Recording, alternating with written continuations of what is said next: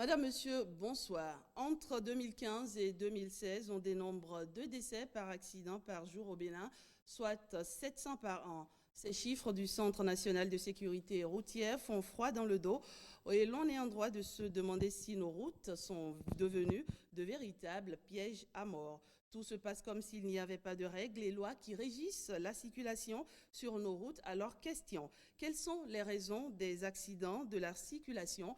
Que fait-on pour y remédier et face à la persistance du phénomène, quels sont les nouveaux défis qui permettent de réduire son ampleur?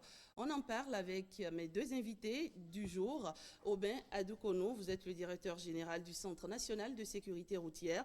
Bonsoir et merci d'être sur ce plateau. Bonsoir, madame la journaliste. Et juste en face de vous, nous avons un autre invité, Gabriel Kato Atita. Vous êtes le porte-parole du COSICOTRAB, collectif des syndicats des conducteurs, transporteurs et travailleurs assimilés du Bénin. Bonsoir et merci de partager ces 52 minutes d'émission avec nous. Alors, Monsieur Aubin Adoukono, 700 accidents enregistrés au Bénin par an, des bras valides, hein, on peut se permettre de le dire, censés contribuer au développement du Bénin, qui meurt ainsi chaque année. Pourquoi autant de morts sur nos routes?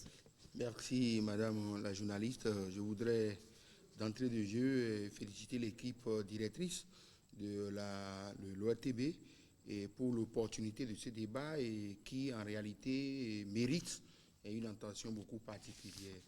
Je voudrais d'abord vous dire que la problématique de sécurité routière au Bénin en réalité devient une préoccupation majeure et préoccupe beaucoup plus les gouvernants au plus haut niveau.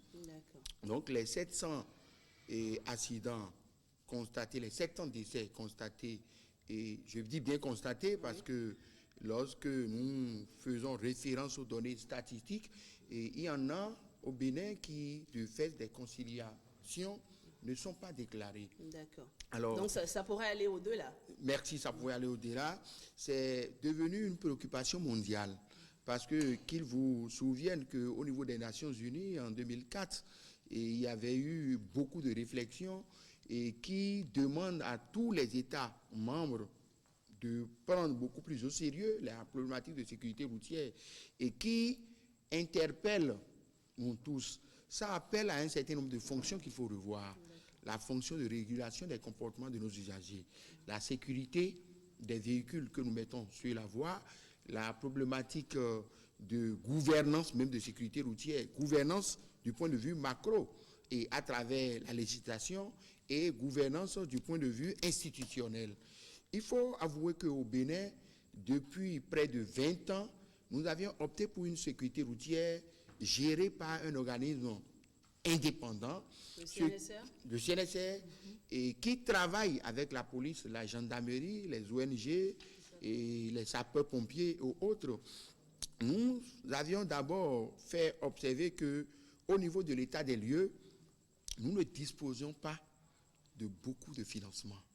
Le plan, en réalité, en termes... Mais d'abord, avant d'en arriver au financement de la sécurité routière, pourquoi est-ce qu'on enregistre autant de morts sur nos routes? C'est dû à quoi? Nous enregistrons autant de morts parce que lorsque vous prenez, par exemple, le Bénin, la cartographie du Bénin a implanté le port dans la plus grande ville qui est non seulement le port autonome de Cotonou, et les problématiques de mobilité urbaine prennent de coups parce que les flux qui se déplacent de Porto Novo, beaucoup plus vers Akwakpa, et de l'autre région, je veux parler de Calavi, vers Cotonou, font que les voies qui desservent le port, la grande ville où se situe le capital, j'allais dire la cité administrative, et ne permet pas d'avoir une fluidité et du coup ajouter à l'incivisme et un certain nombre de comportements que nous observons, et malgré tout l'effort de sensibilisation que nous faisons, les accidents surviennent.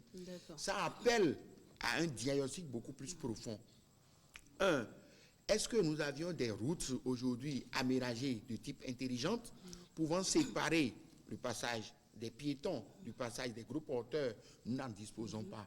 Et c'est ce qui fait que le gouvernement, après avoir fait le diagnostic avec les institutions au niveau du ministère des Infrastructures et Transports, a demandé que les routes aujourd'hui se construisent sur la base d'un certain nombre d'études. Ce qui fait les actions que vous observez aujourd'hui, les actions de déguerpissement, ça rentre en ligne de compte d'obtention des dimensions de route pouvant nous permettre d'éviter les accidents. Donc, c'est un problème un peu profond et complexe qu'il faut analyser avec tous les angles possibles. Voilà ce que je peux vous dire. Donc, nous n'avions pas une vision prospective. Le Bénin n'avait pas opté pour une vision prospective pouvant placer la sécurité routière comme une des priorités, des grandes priorités nationales. Donc, dans la vision d'aménager nos routes, on n'a pas tenu grand compte de ça. Très bien. Donc, nous travaillons aujourd'hui à changer les donnes. Et c'est pour cela que vous remarquez que nous sommes dans beaucoup de chantiers, beaucoup d'initiatives de réforme. Toujours voilà est-il que 700 morts par an, c'est quand même c'est considérable. Et c'est un drame, on peut se permettre de le dire. Et on a tôt fait d'accuser les conducteurs. Quels arguments pour votre défense, Monsieur Kato Atita? Merci beaucoup. Si nous nous en tenons au mot sécurité, je pense qu'il désigne tout ce qui est hors péril, hors danger, hors dommage. Et ici, nous parlons de sécurité routière. L'institution en charge de la sécurité routière au Bénin, c'est bien sûr le CNSR, de connivence avec les ONG et d'autres partenaires, tels que l'a signifié le DG tout à l'heure. Oui, nous déplorons beaucoup de morts. Les statistiques... Et il y a pas mal de morts causées par les gros porteurs, on le précise. Oui, j'en viens. Et les statistiques sont souvent alarmantes s'agissant des gros porteurs. Vous savez, tout cet attelage-là, toute cette articulation, avec des rues non adaptées. Non adaptées parce que ne respectant pas les normes. Les dispositifs réglementaires sur les voies, le comportement du chauffeur lui-même, du conducteur, qui est parmi les causes la principale. D'accord. Il y a de mauvais comportements. Ah oui, il y a de mauvais comportements, il faut le signifier, le dire, parce que ici nous sommes comme dans un laboratoire. Vous pouvez en citer quelques-uns? Bien sûr. La prise de l'alcool. D'accord. La prise de stupéfiants, la fatigue, le téléphone au volant, sont autant de déviances qui conduisent aux accidents et aux décès que nous déplorons tous les jours. Donc, il faut dire que les responsabilités sont partagées, mais dans ce partage de responsabilités, une grande part revient aux acteurs que nous sommes. Donc c'est un mea culpa que vous faites. Bien sûr, bien sûr. Mais pour guérir le mal, il faut bien poser le diagnostic. Et nous ne sommes pas venus ici en position défensive. Nous sommes venus pour voir l'origine du mal, l'attaquer par la racine et nous en guérir une fois pour toutes. Très bien. Alors, Monsieur Aubin Adoukono, quand on parle aujourd'hui de sécurité routière, plus précisément des risques d'accident, on ne saurait occulter, comme vient de le dire Monsieur Kato Atita, n'a pas la grande responsabilité donc, des gros porteurs. Aujourd'hui, on a l'impression que les camions gros porteurs sont un véritable casse-tête pour le CNR-CER. Est-ce exact?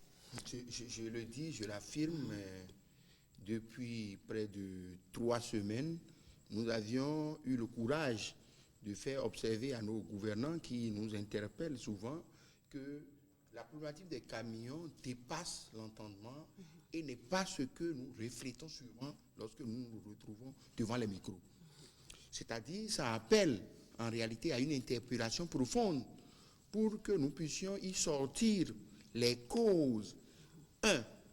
Est-ce que le parc circulant en termes de gros camions et gros porteurs au Bénin n'est pas un passe vétuste?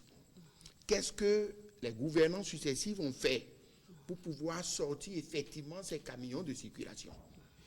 Est-ce que les initiatives prises par le CNSR et la police sont des initiatives encouragées au niveau politique? Si ce n'est pas le gouvernement d'aujourd'hui qui a eu le courage de nous écouter, nous n'allons pas faire le séminaire que vous aviez vu la dernière fois, qui a regroupé l'ensemble des acteurs.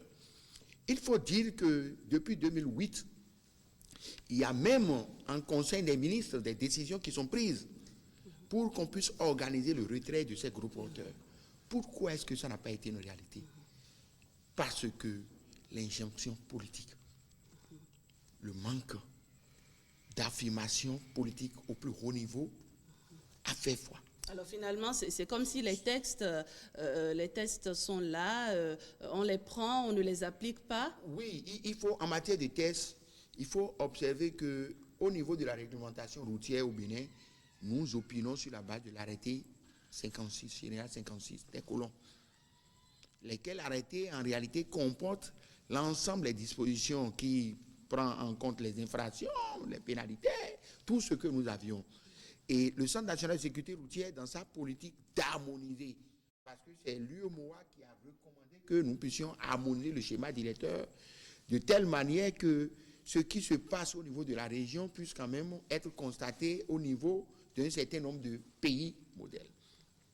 Du coup, nous sommes allés vers les diagnostics au niveau des camions poids lourds et on a compris qu'il y a la problématique de financement des camions. Est-ce que ceux qui opèrent dans le domaine sont des professionnels? Je dis bien non. Est-ce qu'ils sont des professionnels pour la plupart, M. Kato Atita? Non? Et je vais apporter ma part de vérité par rapport à cela.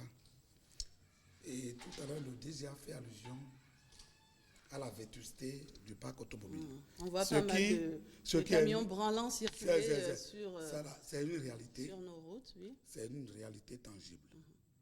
Mais je voudrais dire que sous d'autres cieux, en principe, c'est compte tenu de ce que c'est que la vie d'un homme, de ce que c'est que la sécurité routière en question, l'État devait intervenir auprès des acteurs que nous sommes, histoire d'introduire une réforme pour que nous constituions un GIE, groupement d'intérêt économique,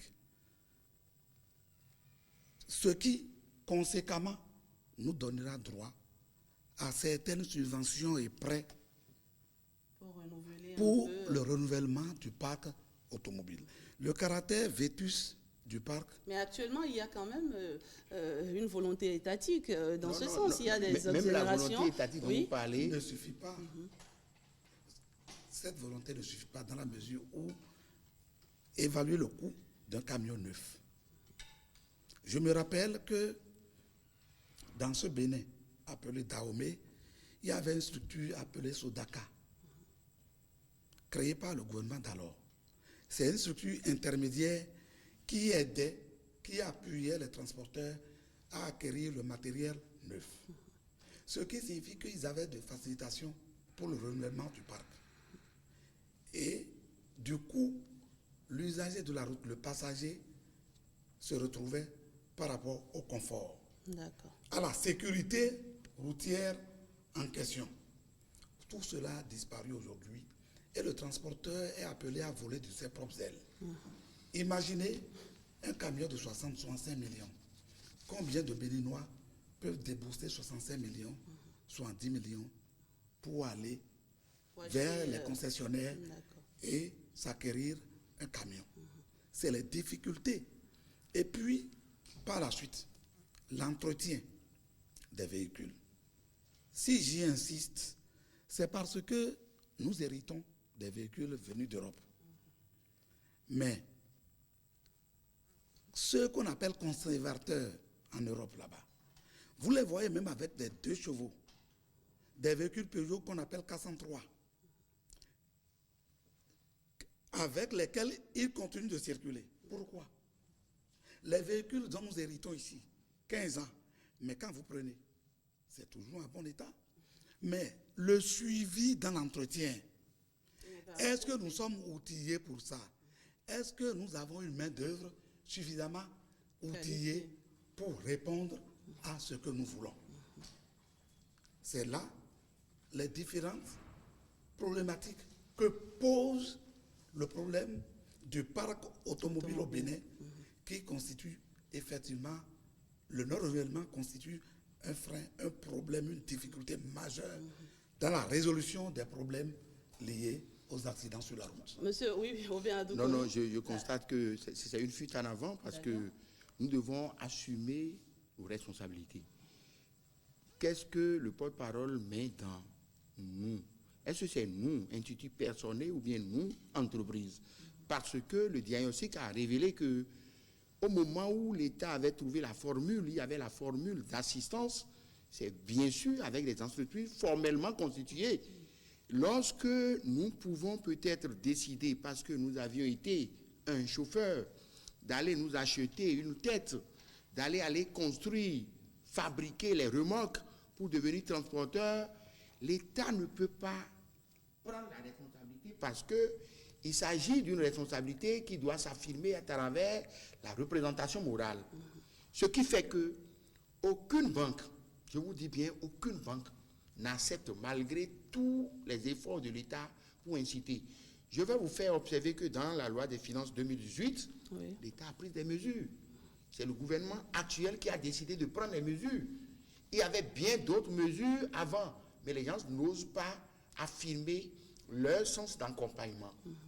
Deuxième observation, j'entends dire souvent que est-ce que la problématique de maintenance, ce n'est pas l'État qui assure la maintenance de votre matériel.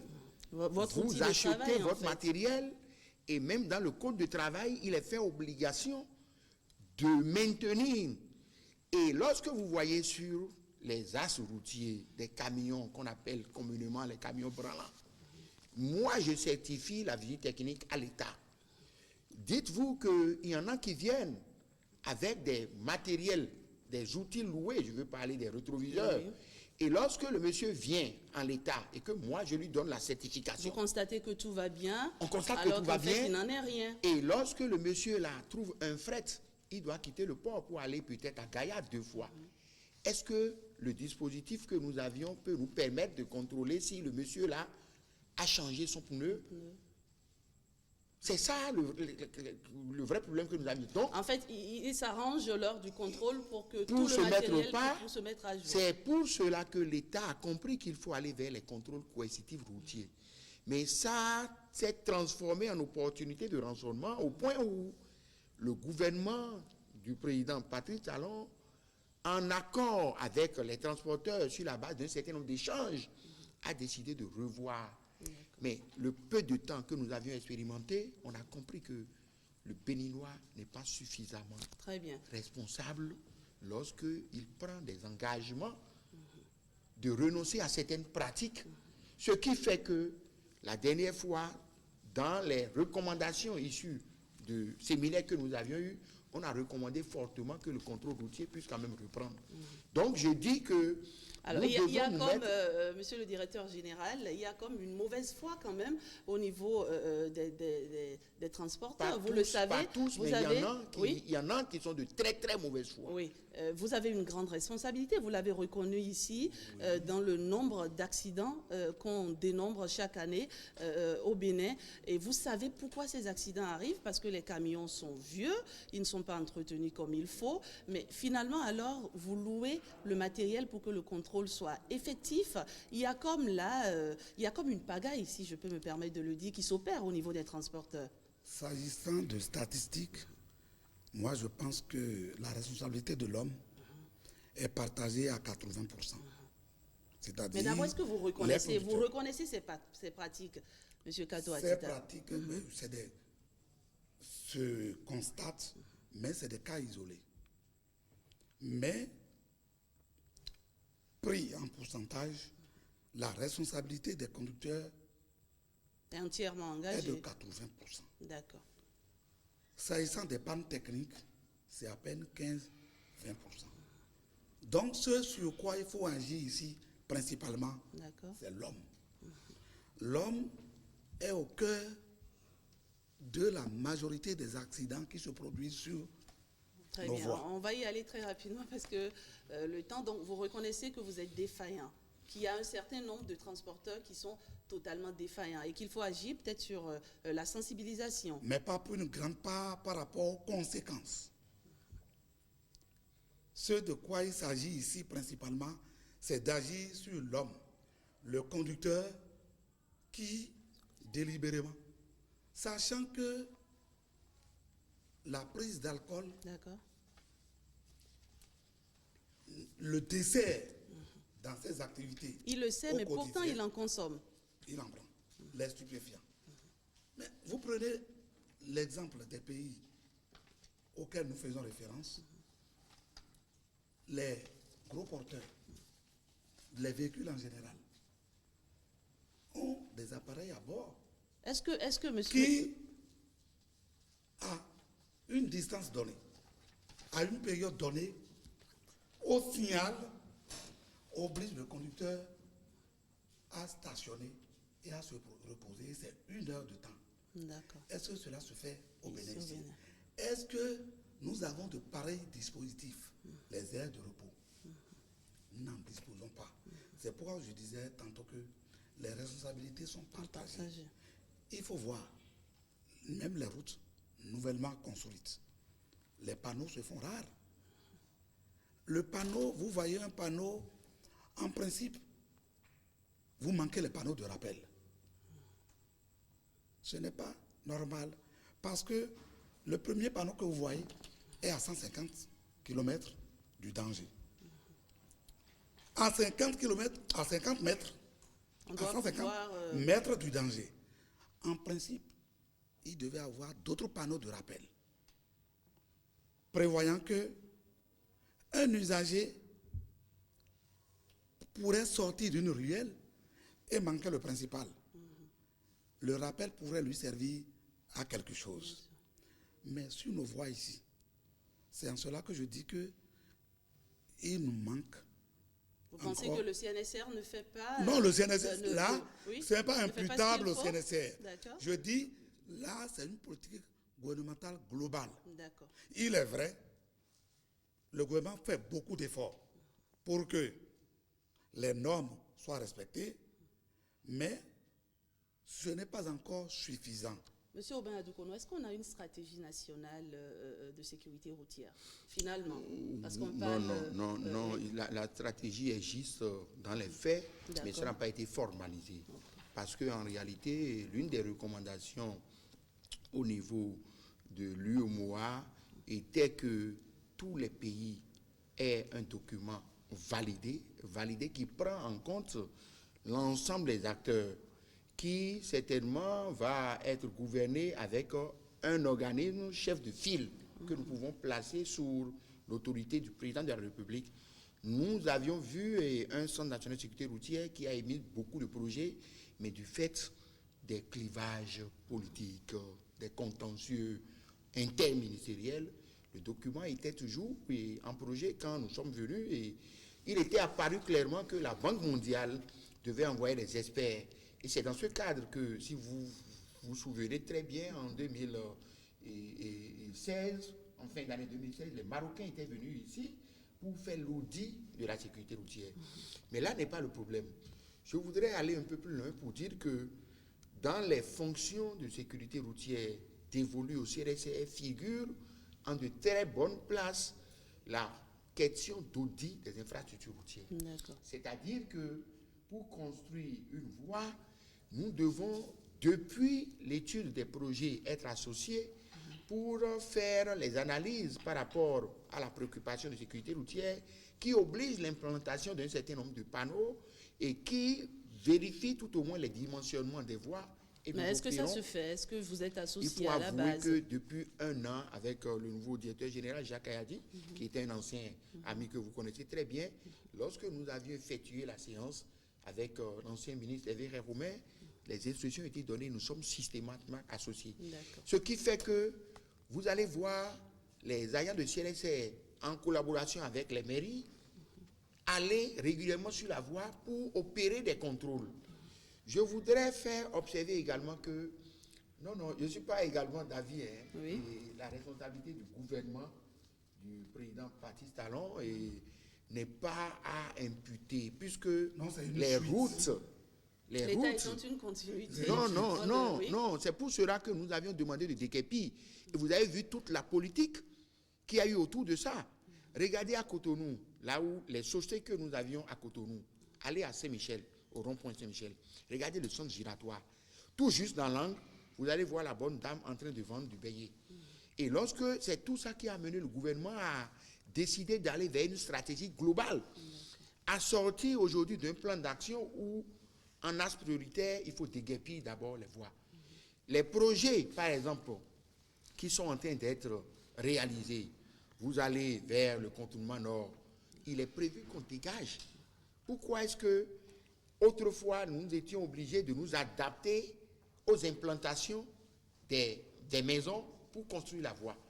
Donc, la volonté, ce qui est en train d'être affirmé aujourd'hui, a fait que beaucoup sentent que ça ne va pas, mais nous avions fait l'option d'aller vers les normes. Lorsque vous évoluez également par rapport à cette politique d'audit d'infrastructure routière, Quel est l'état des lieux? l'état Est-ce des que- lieux, oui. c'est qu'il y a beaucoup de points noirs qui avaient été repérés et lesquels points noirs étaient en train d'être corrigés. Regardez par exemple la voie qui dessert et Boycon à hauteur de Serouet.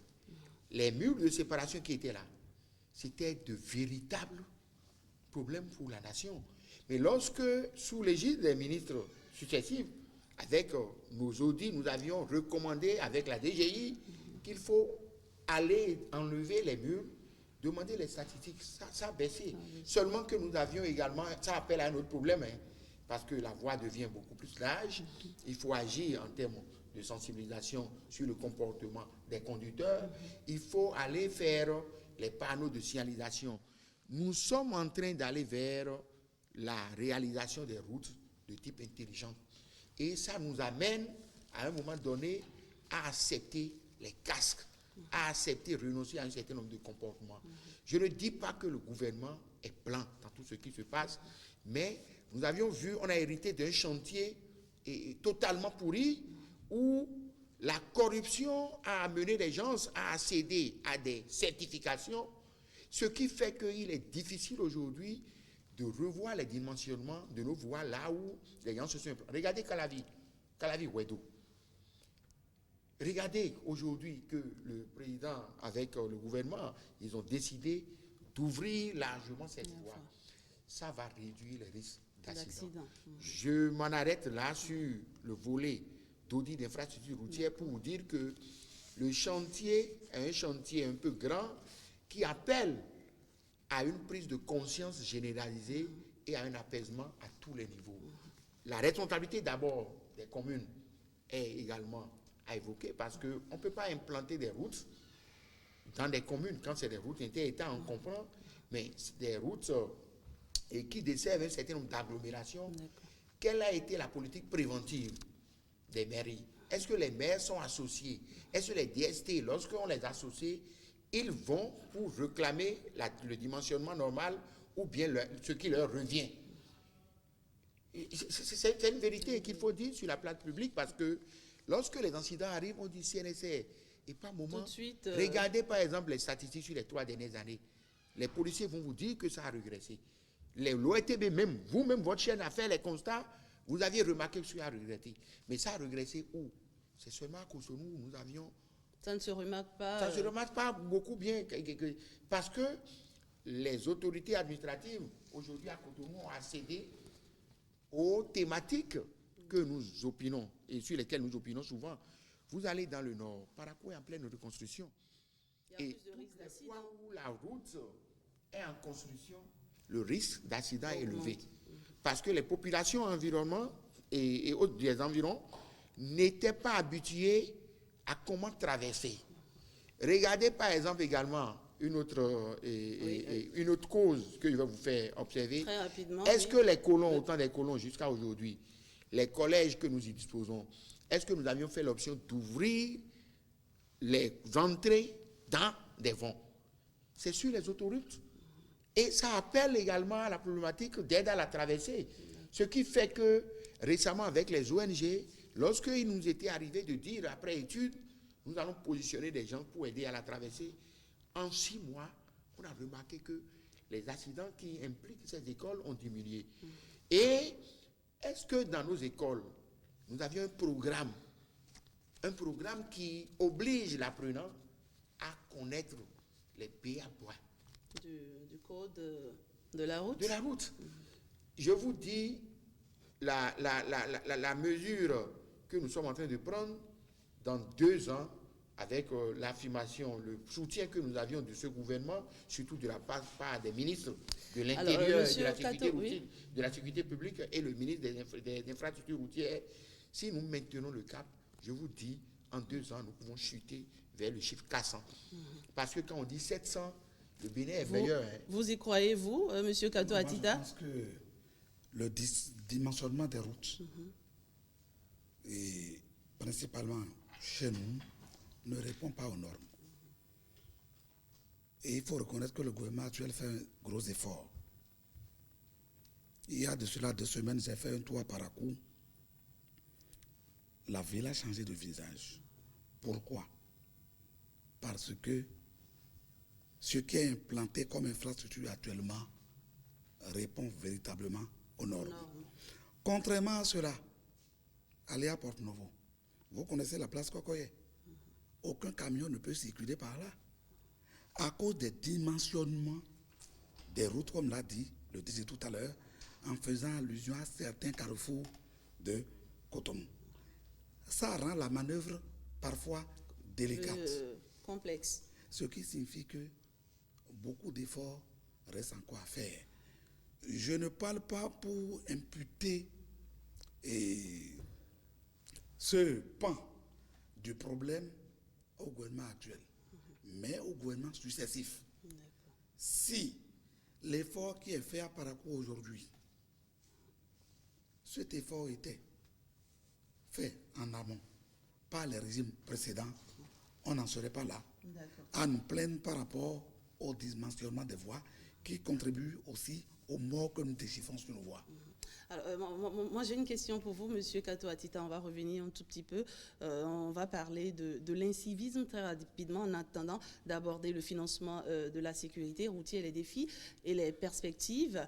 Alors, aujourd'hui, on le sait, il y a un arrêté interministériel qui régule la circulation dans nos villes, plus précisément à Cotonou. Il y a des heures de circulation, notamment, je crois, à 6h30 et 8h30 le matin et le soir, 18h et 20h30 pour les gros porteurs. Que se passe-t-il? Pourquoi est-ce que les transporteurs peinent à respecter cette injonction de l'État, du gouvernement? Non, je pense que à cette situation, il faut ajouter que beaucoup de laissez-passer sont délivrés à certains camions. Les camions des chantiers d'État, il faut le reconnaître. Parce qu'aux heures de pointe, on voit les camions. Vous voyez ces camions-là avec des laissez-passer qui passent. Il n'y a que quand nous avons un parent au perché, nous nous entêtons. Vous savez, la mise en fourrière d'un gros porteur n'est pas facile.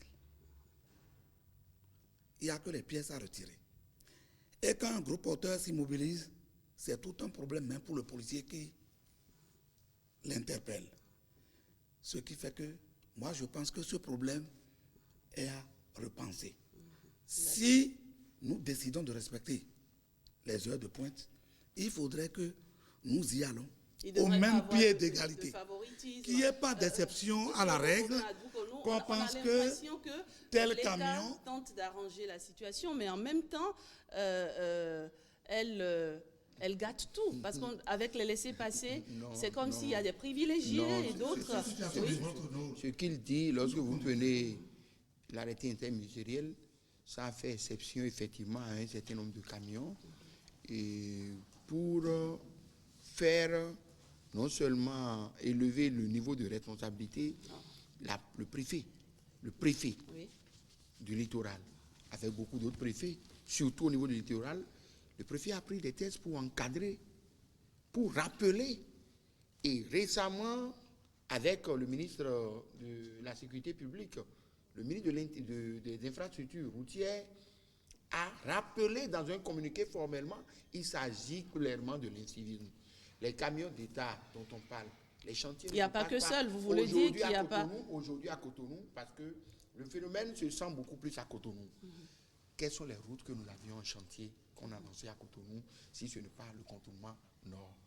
Je voudrais dire que tout en reconnaissant un peu qu'il y a une complicité à un niveau... de la mer. Merci. À un niveau un peu plus élevé, nous sommes en train de tendre vers la fermeté. D'accord. C'est cette fermeté qui nous a amené à rappeler les règles. Et désormais, avec le ministre des Infrastructures et des Transports, nous irons vers les verbalisations. D'accord. Le contrôle routier a repris avec une nouvelle forme. On l'avait suspendu. On l'avait suspendu et pour des questions d'organisation. Aujourd'hui, l'État est en train de s'organiser pour que, si c'est des contrôles ponctuels qui, en réalité, peuvent rentrer en ligne de compte de la régulation sous l'égide du ministère de la Sécurité publique, qui va normalement encadrer le dispositif, nous pouvons les opérer. Mais est-ce que ça ne fragilise pas un peu les tests que vous-même vous prenez? Parce que quand on regarde un peu, prenons la voie commissariat central, Mosquée Zongo, les stationnements abusifs continuent et pourtant il y a des tests qui réglementent tout ça. Qu'est-ce que vous faites, monsieur Aubin Adoukono, pour décourager ces pratiques? Que le Centre national de sécurité routière a une part de responsabilité en termes seulement, je dis bien en termes seulement, de répression. Vous n'agissez pas, en réalité, ce n'est pas nous qui détenons le maintien de l'ordre. Le maintien de l'ordre, d'abord, du point de vue police administrative, est du ressort de la préfecture et de la police, je veux parler du ministère de l'Intérieur. Nous faisons appel toutes les fois où nous vous donnons. Combien de fois n'avons-nous pas descendu au niveau de ces haltères? Mais souvent, vous faites des visites inopinées, mais vous informez que vous allez descendre. Est-ce que c'est une bonne stratégie? Vous informez les usagers? Bon, ça fait partie des réflexions, parce qu'en réalité, le contrôle au niveau de la sécurité routière ne doit pas être un contrôle, parce que nous sommes beaucoup plus à la prévention. Notre but, ce n'est pas la répression. Nous ne visons pas beaucoup plus mais il faut dire qu'aux différentes causes citées par le DG, il n'y a que le plan directeur de Cotonou est dépassé. Est dépassé par la situation actuelle. Vous voyez un grand Cotonou comme ça, qui ne dispose d'aucun parking gros porteur adéquat. C'est ce qui explique les stationnements abusifs. Et parfois, on est obligé de renvoyer les camions à Calavi.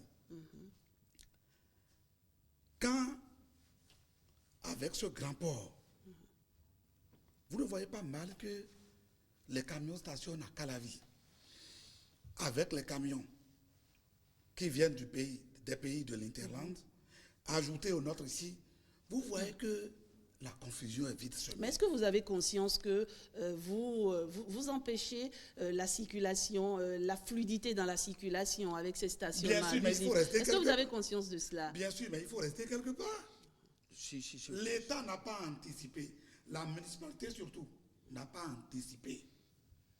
Je ne dis pas nécessairement la municipalité d'aujourd'hui.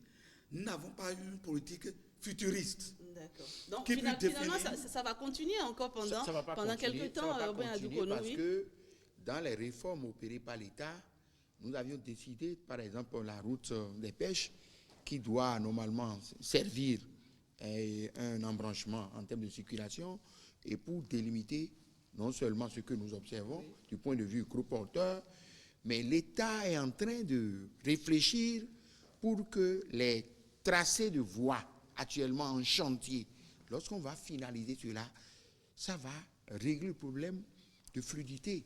Parce que c'est lorsqu'il y a congestion que le risque d'accident est énorme. Deuxième point, les chantiers ouverts actuellement par le gouvernement, j'avais oublié de faire observer que quand vous parlez de Parakou, les gens vont vous dire c'est des chantiers lancés. C'est faux. Nous avions redimensionné beaucoup. Nous sommes allés recommander. Il y a eu des corrections. Il y a eu beaucoup de corrections.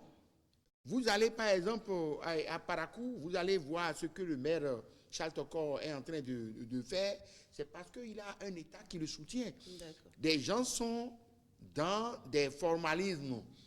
Nous avions lancé peut-être tel chantier, mais qu'est-ce que le contrôle et le suivi est efficace? C'est à ça que le gouvernement actuel s'attelle.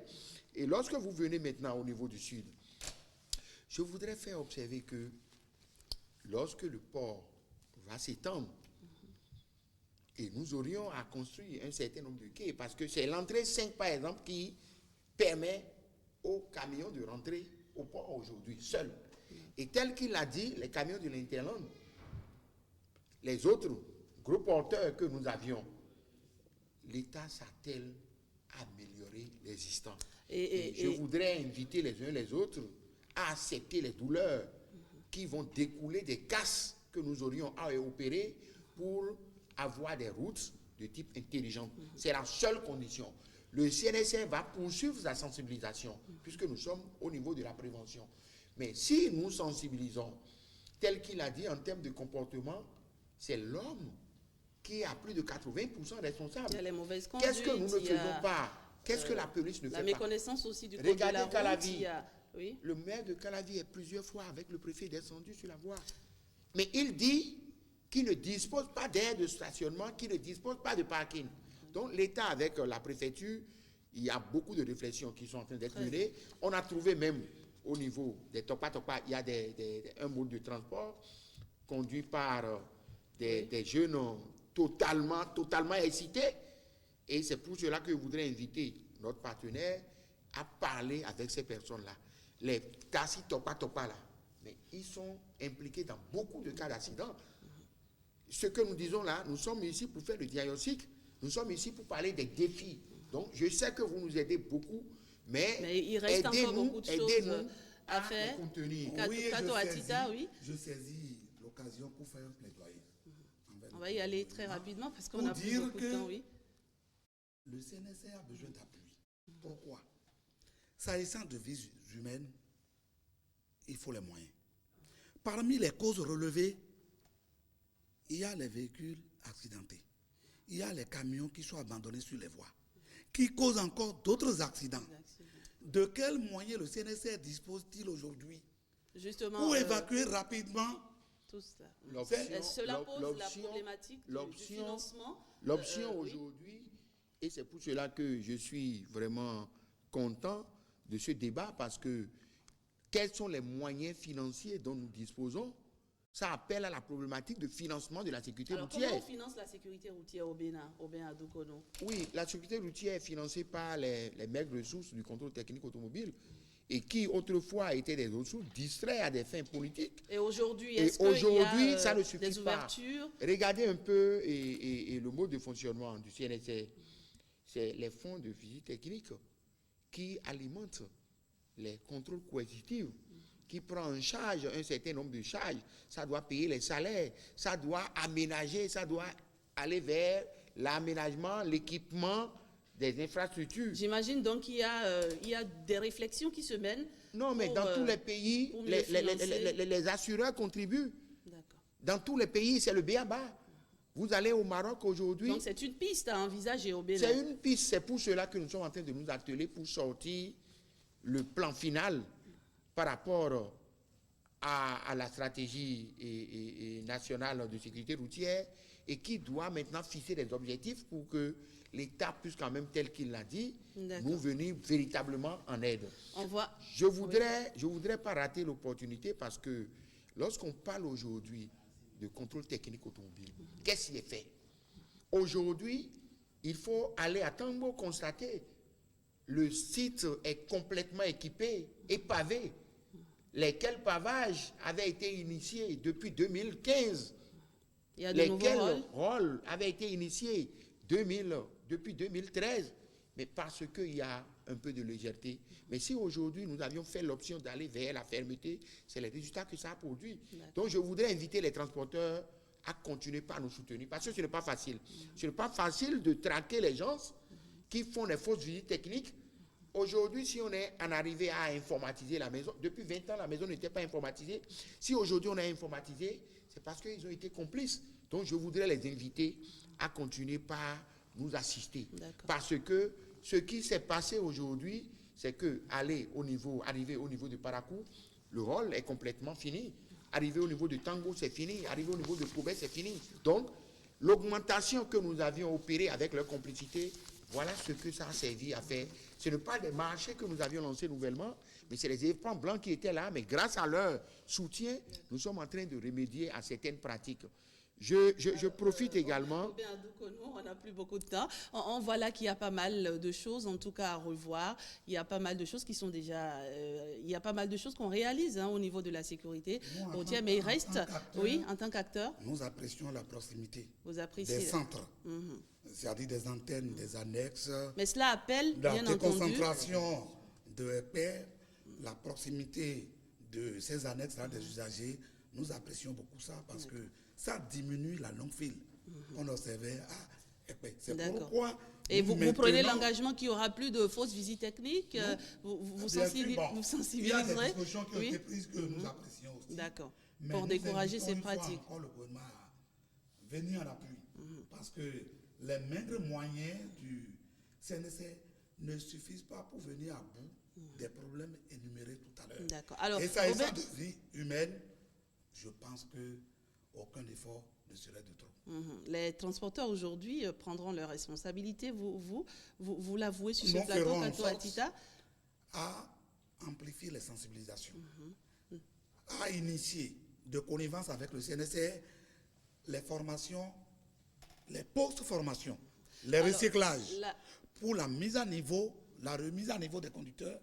La conduite étant un système évolutif. Alors la sécurité routière, on le sait, c'est un réel défi pour tous les pays d'Afrique, également pour le Bénin. Aubin Adoukonou, quelles sont les perspectives, très rapidement, dans ce domaine-là? Oui, les perspectives, c'est que ce que nous avions, les documents que nous avions sortis des tiroirs depuis près d'1 an, 6 mois, sont en train d'être finalisés. On aura désormais, pour compter tout au moins de octobre 2018, un document validé de stratégie nationale.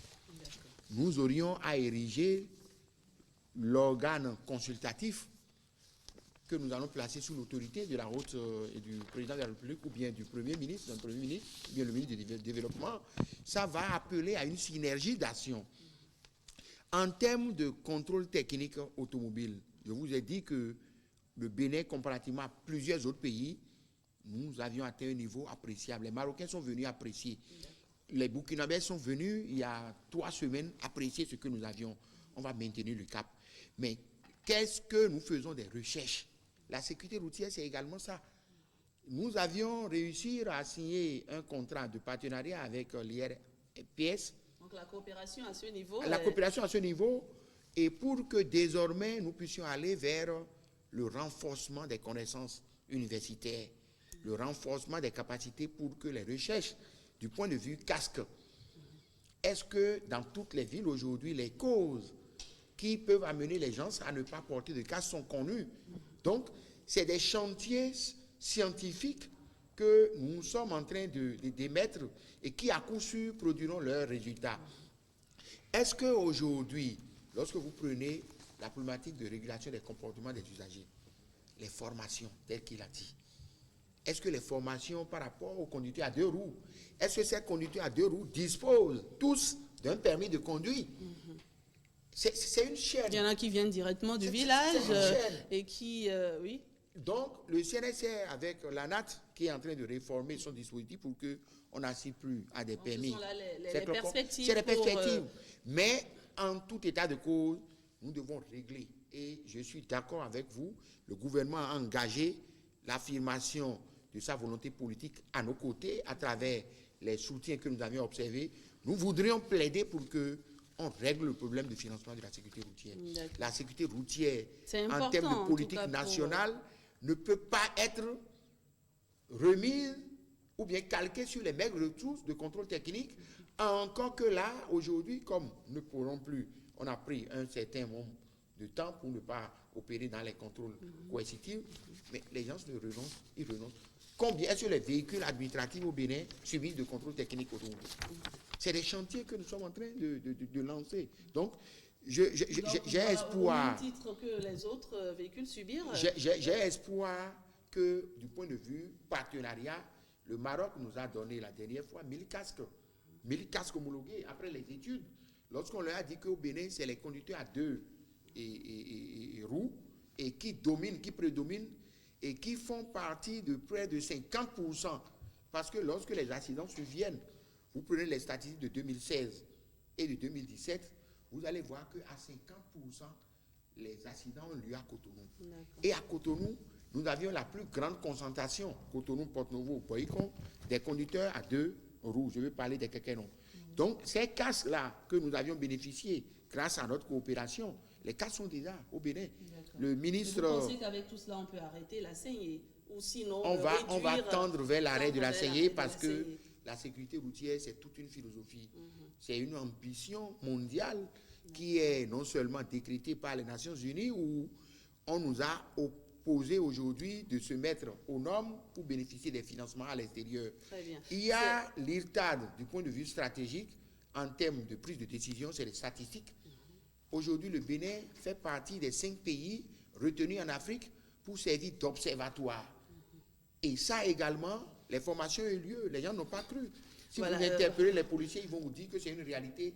Je souhaiterais que l'ensemble des autres forces nous accompagnent. Ça va nous aider. C'est pratiquement la fin de cette émission. Kato Atita, on le sait, on l'a dit tout au long de cette émission, l'incivisme y est pour beaucoup dans le nombre d'accidents que nous enregistrons au Bénin. Vous êtes un usager de la route. Si vous devriez dire quelques mots à vos concitoyens, qu'est-ce que vous leur diriez? Non, je dirais aux conducteurs béninois que notre mérite dépend de la baisse du taux d'accident au Bénin. Ce qui est lié au comportement, au changement de comportement. Il faut cesser les pratiques frauduleuses, et autres. Mais il faut dire que nous sommes appesantis tout le long de l'émission sur les gros porteurs, mais que les responsabilités sont partagées. Si nous sommes appesantis sur les gros porteurs, c'est parce que quand il y a accident de gros porteurs, les victimes sont plus nombreuses. Il y a aussi les taxis-motos, il y a autres qui sont impliqués, il y a l'état de la voie, etc., etc. Voilà, c'est déjà la fin de cette émission. Aubin Adoukono, un dernier mot très rapidement. Non, je voudrais remercier les uns les autres et inviter les gens à l'observance des pratiques et règles en termes de sécurité routière pour leur dire qu'il y a espoir. Il y a l'espoir lorsque nous aurions accepté de faire des sacrifices pour que les voies puissent se reconstruire. Il y aura espoir lorsqu'ils vont accepter que les agents du CNSR qui bientôt seront mis à contribution pour les contrôles routiers et auront à les transformer pour que les contrôles techniques puissent quand même rentrer dans leurs habitudes. J'ai espoir que les radars que nous sommes en train de poser avec ce projet du ministère de l'Intérieur qui travaille avec nous, ce projet doit nous amener également à changer un certain nombre de comportements parce que c'est les vidéosurveillance, nous avions opté pour ça. La stratégie, le document de stratégie va être prêt et les uns et les autres prendront leurs responsabilités. Je vous remercie. J'espère que le TG nous aidera pour que nous ayons une banque de crédit automobile. L'État va vous aider. Vous êtes le porte-parole de l'État ici. C'est entendu. Messieurs, merci à vous. Vous l'avez compris, le financement de la sécurité routière pose problème. Au Bénin, des pistes sont à explorer pour améliorer ce financement-là. Également, vous l'avez compris, c'est à chaque citoyen, à chaque individu de s'autodiscipliner pour éviter les accidents sur nos voies, les conducteurs de taxi-moto, les piétons, les gros porteurs. Chacun doit respecter son couloir de circulation également pour que la sécurité routière au Bénin se porte le mieux possible. Merci de nous avoir suivis et bonsoir chez vous.